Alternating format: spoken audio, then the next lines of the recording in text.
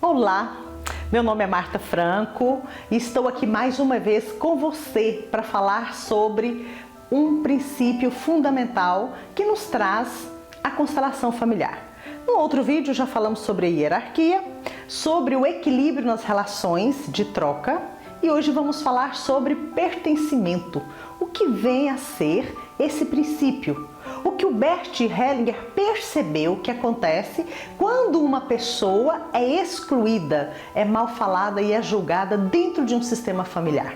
Então, faça essa pergunta dentro do seu coração. O que é mais importante para você? Os ideais ou as pessoas? O que você sacrifica pelo quê? Os ideais pelas pessoas ou as pessoas pelos ideais? O que realmente é mais importante?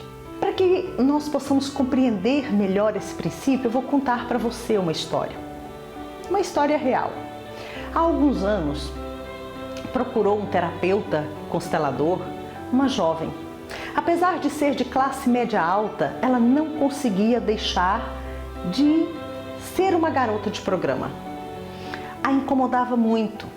Porém, ela sentia que uma força a movimentava e por mais que ela não quisesse, ela não conseguia deixar sozinha. Já tinha passado por várias terapias, então a compreensão dentro do coração dela era de que ela não precisava daquilo financeiramente e que ela não se sentia bem diante da sociedade nessa prática, mas ela não conseguia deixar. Então, diante do constelador, ela colocou a sua questão e ali então iniciou-se uma constelação familiar.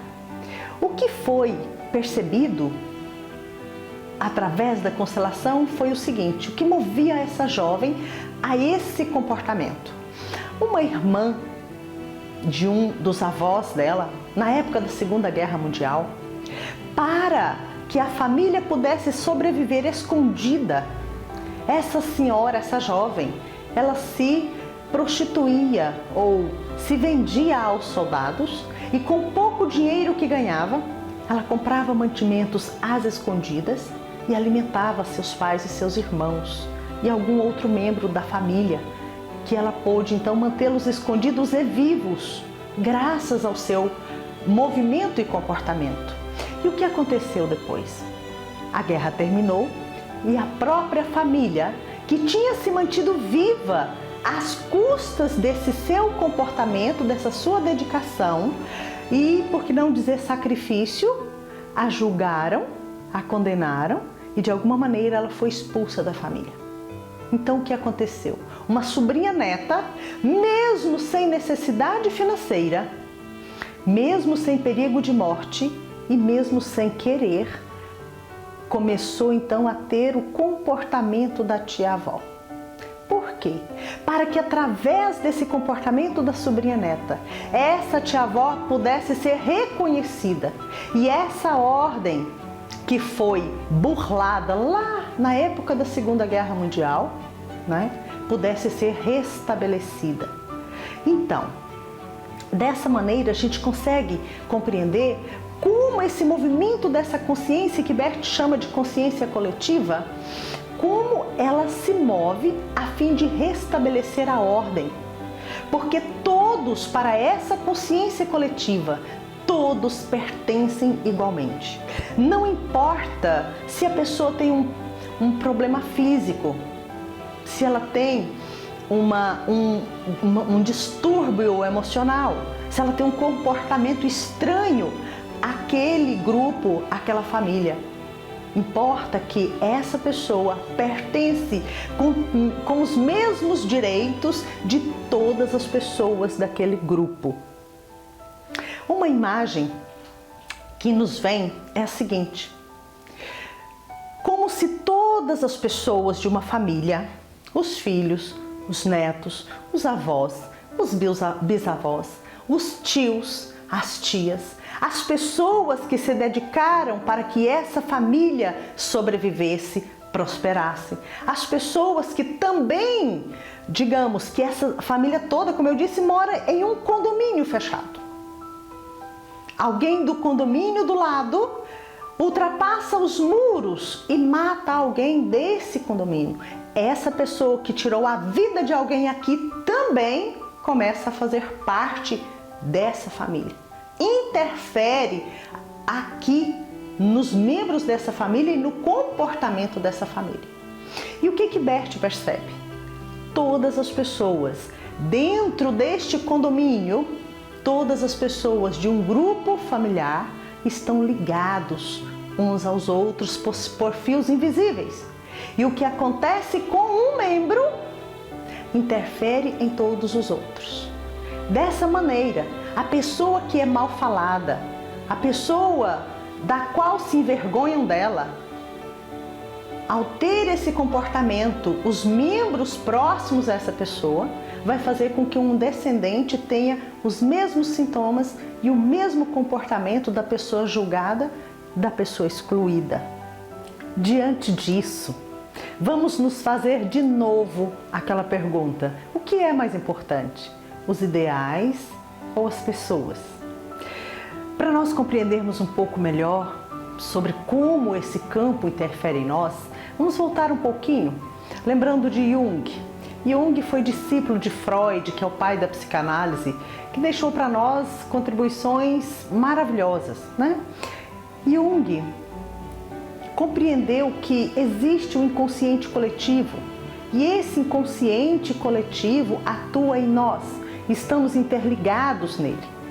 Hellinger, através das constelações familiares, nos mostrou como esse inconsciente atua de uma forma peculiar nas famílias e em todos os grupos, onde percebe-se que todas as pessoas, todos os membros estão ligados por fios invisíveis e que tudo o que acontece com um desses membros, de alguma maneira, influencia e interfere em todas as pessoas desse grupo, dessa família.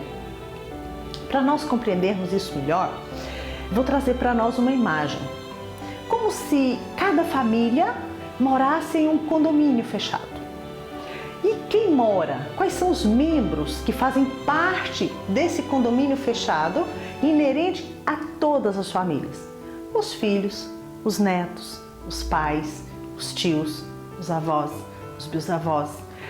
Muitas pessoas que se casaram, né? Ali, casaram com os nossos tios, casaram com os nossos pais num segundo casamento ou num primeiro casamento.